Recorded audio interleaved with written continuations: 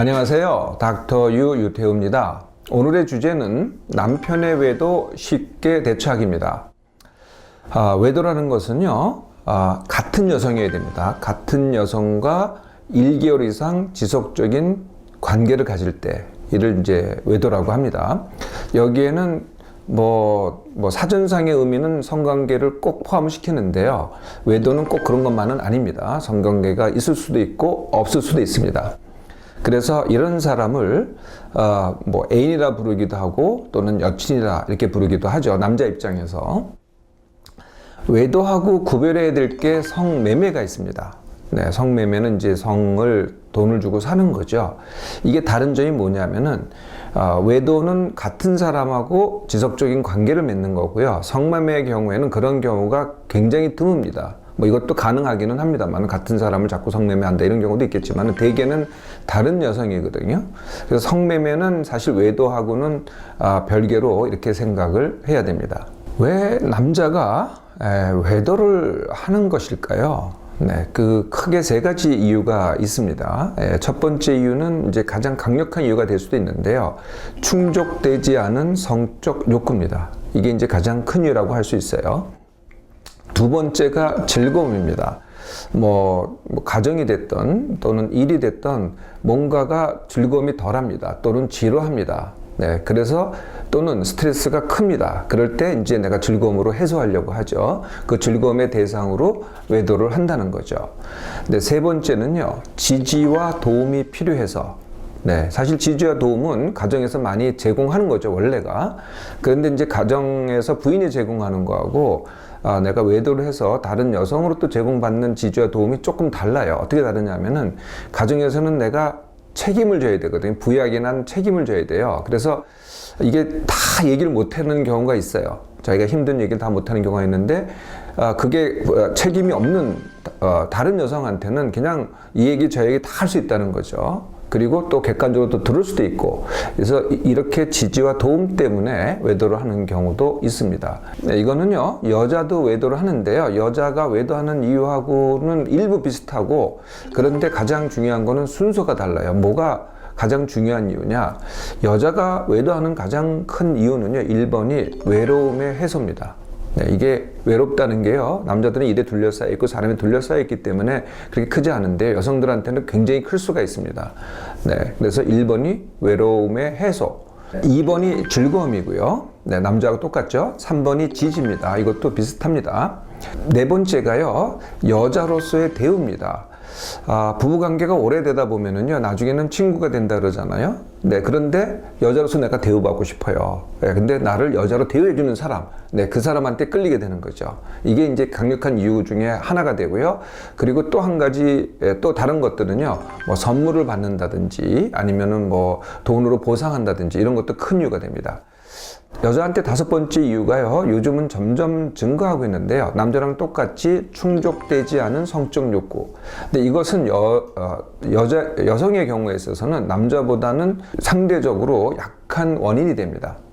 이렇게 남녀 모두의 외도는요, 한국 사람들한테는 대다수한테는 공통적인 특징이 하나 있습니다. 그게 뭐냐면 남자건 여자건, 남자가 외도하던 여자가 외도하던, 그게 뭐냐면은 가정을 깨려 하지 않는다는 거죠. 네. 지금 이혼하는 가정에서요, 네, 이혼을 이제 재판에다 요청을 할 때 가장 큰 이유 중에 하나가 외도라고 하잖아요. 근데 그것은 표면상에 드러난 이유지 사실 외도가 진짜 이유는 아닙니다. 진짜 이유는 사실 이미 여러 가지 다른 이유가 있어요. 그게 맞지 않는다든지 하여튼 다른 이유가 있는데 사실 외도가 큰 동기가 되는 거죠. 그래서 어쨌든 외도를 하더라도 이것은 한 번의 일탈이지, 네, 이걸 통해서 내가 가정을 깨려 하지는 않는다라는 겁니다. 외도를 계속 6개월 이상 지속한다. 네, 그러니까 그렇게 되면 이제 이 사람의 남자건 여자건 삶의 한 부분이 되겠죠. 이런 경우는요, 극히 드뭅니다. 한국 사람한테는요. 남편의 외도가 얼마나 흔하냐?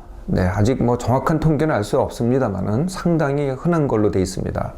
그래서 상당히 왕왕 일어나는 일인데 우리 부인들이 어떻게 대처를 하느냐? 네, 현재 어떻게 대처하고 있는지 이 상황만 먼저 말씀을 드리겠습니다. 일단 아직 확인이 안 됐어요. 외도인지 아닌지 정확하게 확인이 안 된 상태에서는 어떤 일이 벌어졌느냐? 부인이 심중이 가요. 뭐가 좀 다르거든요. 심중이 가는데 에이 모르겠다라고 모른 척 해요. 두 번째는 아예 의심을 하고 남편한테 추궁을 합니다. 네, 이런 경우가 있고요. 세 번째는 의심을 하면서 남편 모르게 증거를 찾으려고 합니다. 어떤 방법이든지 본인이 스스로 찾든지 아니면 다른 사람을 이용해서 찾든지. 네, 이렇게 이제 현재 상황이 그렇죠. 두 번째, 그러면 확인이 되면 어떻게 하느냐? 네, 확인이 되면 이제 뭐 완전히 외도하는 게 확인이 됐어요. 그럼 어떻게 하느냐? 여기에는 네 가지 경우가 있는 것 같아요. 첫째, 그래도 용서하고 그냥 같이 산다. 네, 이런 경우가 있겠고요. 두 번째, 용서는 아니지만은 그래도 참고는 산다. 네, 그리고 두고 보자. 내가 애만 다 키운 다음에 나중에 이혼하겠다라고 지금 작정을 한다. 세 번째는요, 복수를 한다입니다. 뭐 현장을 잡는다든지 아니면은 뭐 어떤 방법이든지 뭐 폭로를 한다든지 아니면은 상대방 여자한테 쫓아가서 망신을 준다든지 하여튼 어떤 방법이든지 복수를 하는 겁니다. 네 번째는요, 뭐 거두절미하고 이혼을 결심한다. 뭐 이렇게 이제 여성들이 흔히 대처를 하죠. 그러면 실제적으로는 이 외도 후의 관계가 어떻게 되느냐? 뭐 외도 후에 이제 뭐 이혼을 한다 안 한다 뭐 산다 못 산다 이런 이제 과정이 있습니다. 이것도 다 거치고 나서 어떻게 되느냐? 의외로요, 사이좋게 지내는 사이가 더 좋아졌다 이런 경우가 또 상당합니다. 네, 이런 경우도 있고요. 두 번째는 남편은 그냥 괜찮아요. 그런데 나는 계속 고통이에요. 네, 이게 이제 두 번째 경우고요. 세 번째는 나는 너무 고통이기 때문에 남편을 계속 괴롭혀요. 네, 그래서 남편도 고통이 되죠. 그래서 남편과 아내가 계속 고통으로 남는 경우. 네 번째는 정말 이혼한다. 네, 이렇게 해서 이제 이혼으로 갑니다. 이혼으로 가는데 특히 이제 한국 사람들이 헤어질 때가 뭐 대부분 다 그렇습니다. 그게 이혼이 됐던 아니면 사귀다가 헤어졌던 이렇게 고통 없이 헤어지는 법은 거의 없습니다. 네, 우리가 이제 서양 사람들 보면은요, 막 이렇게 친했다가 이렇게 헤어지는데 그때는 서로를 갖다 칭찬하고 잘했다 그러고 깨끗하게 이렇게 헤어지거든요. 그리고 서로의 앞날을 축복해주고. 근데 한국 사람들은 그게 참 어려운가 봐요. 그래서 헤어질 때 보면은요, 서로 어떻게 하든지 상대방한테 고통을 줍니다. 어쨌든 그 고통이 끝나야 이제 이혼이 되는 거죠. 이렇게 이제 네 가지로 끝나더라고요. 자, 이게 이제 현재의 상황이라면은 닥터 유의 남편의 외도 쉽게 대처하기는 어떻게 하는 거냐? 네, 그 첫 번째는요, 외도 대상이 누군지를 갖다가 정확하게 확인하라는 겁니다. 네, 그 대상이 누구냐? 이게 보통 이제 남편이 사귀는 여자가 외도의 대상 아니겠어요? 그런데요, 왕왕 이런 일이 있어요. 남편이 사귀는 여자가 아니라 여자가 내 남편을 사귀려고 하는 거죠. 남편은 관심이 없어요. 네, 관심이 없는데 여자가 사귀려고 해서 남편한테 접근하는 경우, 이런 경우가 왕왕 있습니다. 또 다른 경우는 이런 게 있습니다. 남편이 여자로서의 관심이 없어요. 단지 무슨 관심이냐면 일 때문에 그 여자를 만나는 거거든요. 이런 경우도 드물지 않습니다. 그런데 이런 경우를 갖다가 남편이 사귀는 외도하는 여자다 라고 이렇게 혼돈하기가 쉽다는 거죠. 이건 먼저 확인을 하셔야 됩니다. 두 번째는요, 정말 이게 외도인지를 확인을 하셔야 되는데, 이럴 때는요, 반드시 남편 모르게 해야 됩니다. 네, 내가 증거가 없는데 남편을 추궁하잖아요. 네, 그러면 뭐 10중 8구는요 전부 다 부정을 합니다. 또 남편이 나름대로 또 대처를 하거든요. 네, 잘못하면은요 우부증으로 몰릴 수도 있어요. 또 실제로 그런 경우도 있고요. 네, 그래서 이렇게 심증 또는 의심만 가지고 가지 말고요, 반드시 확인을 해야 되는데 물증도 있어야 되고, 뭐 내가 직접 눈으로 본다든지, 어떤 뭐 사진이 있다든지, 아니면 요새는 이제 많이 들키는 경우가 이렇게 문자로 많이 하기 때문에 문자로 하는 증거가 있다든지, 네, 이렇게 증거를 확실하게 확인을 해야 됩니다.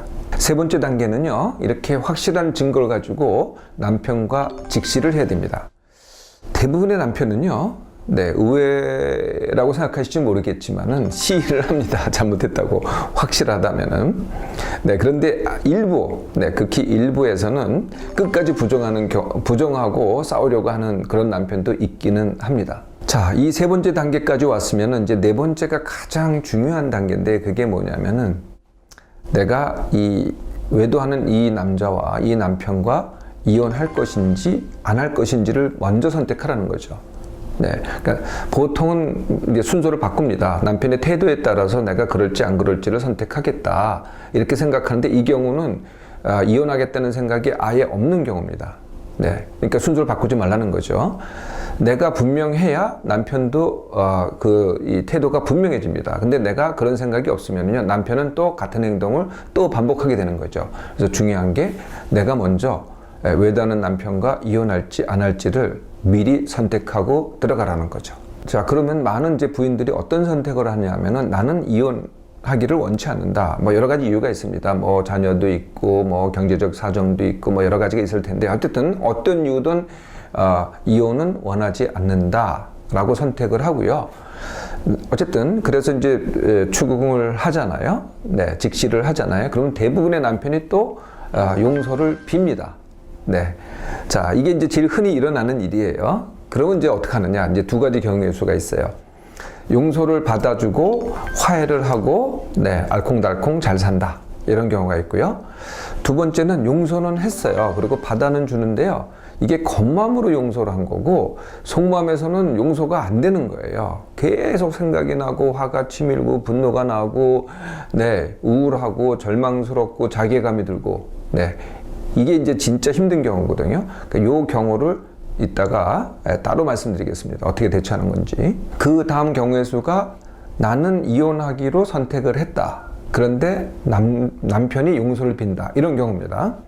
네, 이럴 때는요, 내가 그 용서를 비는 남편한테 기회를 줄 것인지 안 줄 것인지가 내 선택이 되는 거죠. 난 이미 선택을 했기 때문에.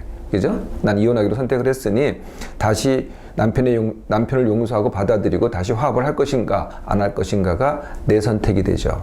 이게 굉장히 다른 겁니다. 내가 선택을 안 하면은요, 결국은 남편의 선택이 되거든요. 근데 내가 선택을 하면은 내 맘대로 됩니다. 아까 이제 고통이 크다는 말씀을 드렸잖아요. 어떤 경우에 고통이 크냐 하면은 나는 이혼을 원치 않고 남편은 용서를 빌고 나는 그 용서를 받아들였는데 그게 겉마음으로 받아들인 거고요. 속마음으로는 도저히 이게 용서가 안 되는 거예요. 네, 이럴 때 이제 고통이 커지는데요. 그 고통이 큰 이유가요, 이 감정 반응이 큰 겁니다. 어떤 감정 반응이겠어요? 네, 뭐 여러 가지가 혼합돼 있어요. 가장 큰 게 뭐겠어요? 배신감이죠. 두 번째는요, 이게 이제 모멸감, 수치심 이런 겁니다. 모욕감이라는 거거든요. 아니, 내가 저 여자 봐도 못해? 네, 이런 이제 모멸감입니다. 이게 또 굉장히 크거든요. 그리고 이것은 바로 화와 분노로 이루어집니다. 이런 여러 가지 감정들이 이제 복합해서 내가 굉장히 감정적인 고통을 받게 되는 거죠. 이렇게 감정 반응이 크고 상처가 크잖아요. 예, 그러면은요, 몸이 반응을 합니다. 거기에 대해서. 네, 어떻게 반응하느냐? 각종 통증과 기능 장애로 반응을 하죠. 네, 머리가 아프다든지, 뒷목이 아프다든지, 온몸이 아파요. 그리고 기능 장애가 옵니다. 잠 못 자죠. 소화 안 되죠. 소변이 자주 마렵죠. 거기다가 기력이 다 소진됩니다. 기력이 하나도 없어요. 뭘 하려고 그러면 기력이 떨어지고요. 저항력이 떨어져서 감기 몸살에 자주 걸립니다. 이렇게 온몸이 아프니 어떤 생각이 나겠어요? 네, 원망밖에 안 들죠. 이게 다 누구 탓이야 이렇게 되는 거죠. 네 탓이야 이렇게 되는 거거든요. 그러면 다시 화가 나고 또 앞날이 어떻게 될지 모르겠고 불안하고 우울하고, 네, 이것에 악순환이 일어납니다. 그래서 이것이요, 짧아보면은 어떤 사람은 1, 2주에 끝나는 사람도 있는데요. 길게 가는 사람들이요, 몇 개월, 더 길게는요, 몇 년 아주 생고생을 하는 사람들도 상당수에 이르릅니다.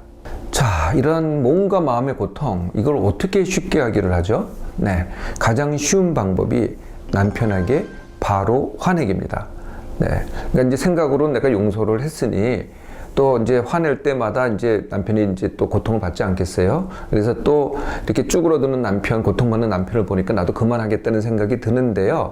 이래가지고는 안 끝나요. 그런 거 다 생각하지 마시고 지금은 남편 생각할 거 없어요. 네, 시작이 이제 남편이 시작했으니까 나가 화가 풀 때까지 끝까지 화를 내는 겁니다. 참으면 참을수록 더 오래 가요. 네, 그런데 화를 내면 낼수록 더 빨리 끝납니다. 의외로 더 빨리 끝나거든요. 대신 내가 화를 냈으면은 더 이상은 후회하지 마세요. 이거는 뭐 자연적인 반응이고 내 감정 반응이니까 화를 내는 게 너무나 당연합니다. 화를 내라. 네. 두 번째, 그래도 잘 안 풀리면은 남하고 얘기를 하는 겁니다. 가장 가까운 사람부터 얘기해도 됩니다. 네, 뭐 부모님하고 얘기해도 되고 시부모하고 얘기해도 되고 뭐 가족하고 다른 형제들하고 얘기해도 되고 친구들하고 얘기를 해도 됩니다. 네, 이렇게 얘기를 해서 뭐 거기서 남편 욕을 할 수도 있고 여하튼 계속 얘기를 해서 풀어내는 거죠. 이게 두 번째 방법이고요. 세 번째는요, 그래도 안 되잖아요. 예, 그러면 이제 전문가의 도움이 좀 필요합니다. 네, 전문가가 이제 가까이 있는 분들은 만약에 이제 교회를 다닌다든지 절을 다닌다든지 성당에 다닌다든지 그러면은 이제 목사님, 신부님 또는 스님하고 얘기할 수 있겠죠. 그래도 이분들은 그래도 사람을 잘합니다. 그래서 어느 정도 도움이 되실 거예요. 그러거나요, 전문 상담가를 찾아가시는 것 한 방법이고요. 여기저기 다 아프다. 네, 몸도 아프고 마음도 아프다. 그러면 이제 닥터를 찾아오셔도 됩니다. 여하튼 도움받아서 이 문제를 해결하기. 어떻습니까? 쉽게 해보실 수 있으시겠어요? 남편의 외도도요, 결국은 나의 삶의 과정입니다. 내가 그 중심에 있을 때, 내가 거기에 끌려가는 게 아니라 내가 그 중심에 있을 때, 그리고 어떤 방법으로든 내가 고통에서 빨리 벗어날 때 그것이 나도 이롭게 하고 남편도 이롭게 하는 방법입니다.